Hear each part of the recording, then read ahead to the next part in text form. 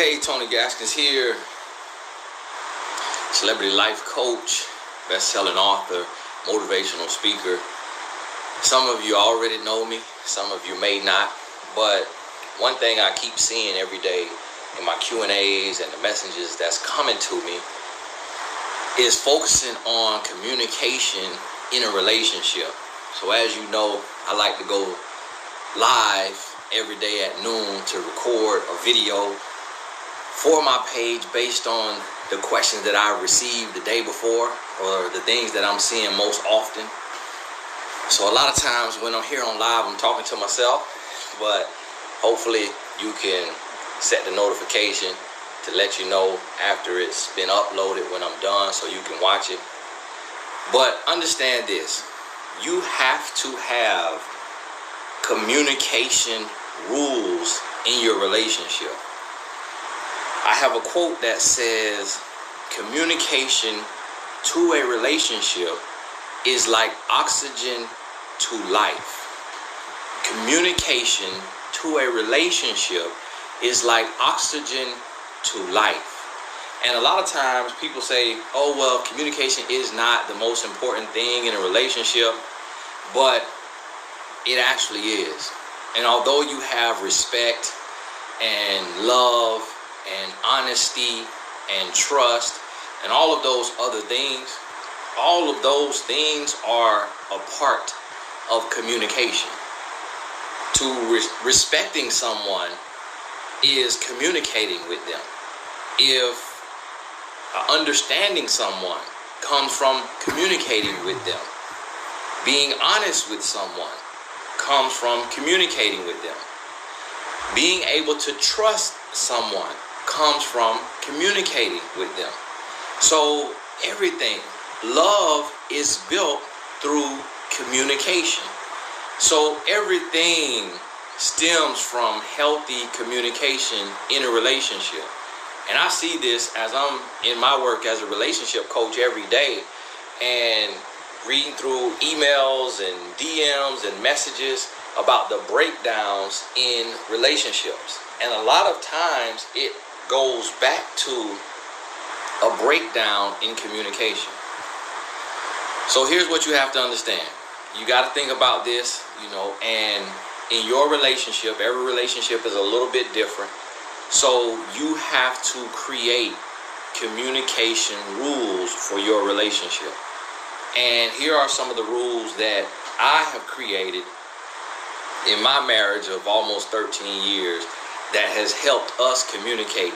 And I pulled these rules from all over. Studying business, working in behavioral science, and I put them all together. And I utilize these rules in my relationship. The first thing that you have to understand is that you must seek to understand. So write that down. Seek to understand. And if you're watching this while you're driving or something like that, make sure you watch it again later. Seek to understand. And the importance of seeking to understand is you are putting their lenses on your eyes and you're looking at life through their lens, through your partner's lens. And the benefit of that is now you get to feel like they feel. You get to really take into consideration the things that your partner has gone through and experienced. And if you don't take the time to seek to understand, then you will assume that everyone's experience is the same as yours. But if your partner has been through sexual abuse, physical abuse, abandonment, drug abuse, any type of pain or trauma, even a divorce of their parents when they were young and coming up, every single thing that happens to us, it affects us in one way or another. Sometimes for the good, sometimes for the bad. But you have to be able to seek to understand, then be understood. And Stephen R. Covey wrote about that in his book on the 7 Habits of Highly Effective People. seeking to understand, then be understood. And I applied that to my relationship. So basically, in other words, walk a mile in their shoes.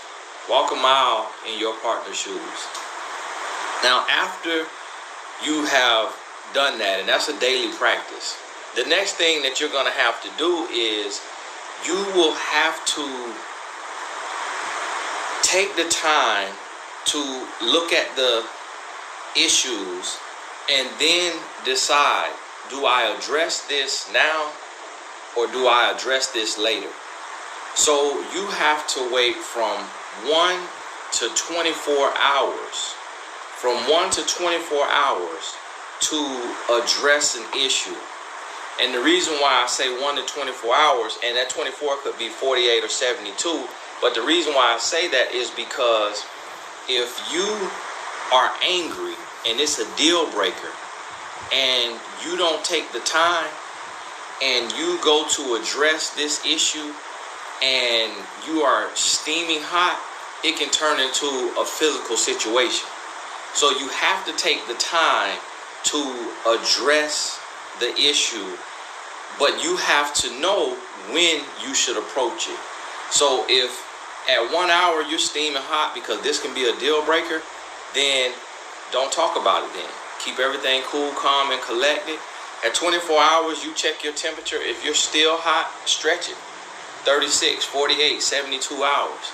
But when you call this meeting that, hey, I would like to talk to you, let's find some time to talk, you can go into it emotionally intelligent and be cool, calm, and collected.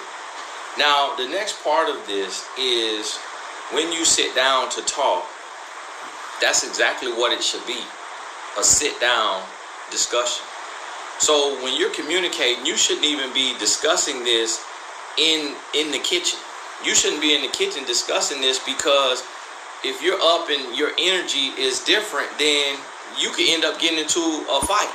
Y'all could end up throwing something. So you want to sit down and have full attention and be able to say, hey, I want to talk to you for this reason. So you sit down and you take turns talking.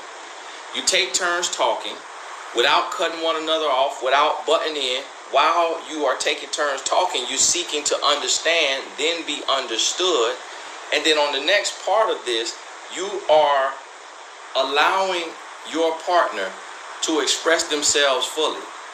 Now, the next rules here is no yelling, no cursing, no name calling.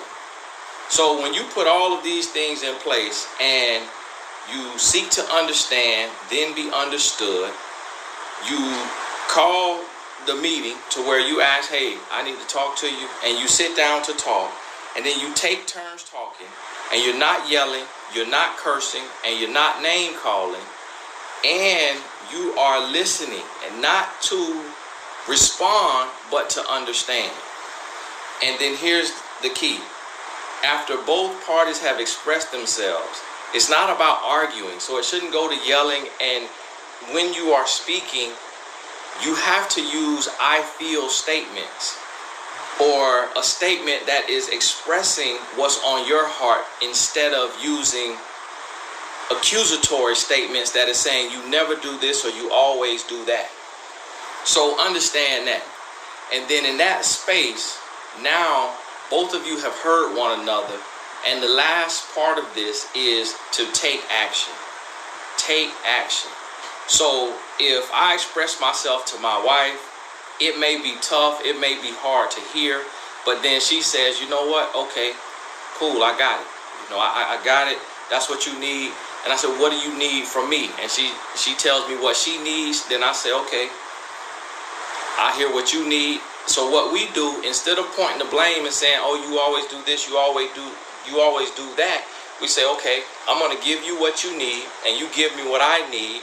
We come together, we meet in the middle, and now what happens is, when you take action, that is where the love and the respect and the trust comes in, because you're saying, I know she has my best interest at heart. I know he has my best interest at heart. We love one another, and we're going to make this work. And so with this communication, write down your rules that you need to stick to. Wait 1 to 24 hours to address it. Sit down while talking. No yelling, no cursing, no name calling, and use I feel statements. Don't cut the other person off. And then after the conversation, take action. Hey, this is Tony Gaskins. Thank you so much for listening. I try to pop on here and talk to myself on live. Sometimes some of you can make it, but I know a lot of people at work is noon on a Friday. So I'm going to archive this. So if you're watching the recording, make sure that you're able to leave me a comment with other topics that maybe you want to hear about. Thank you so much. We'll talk soon.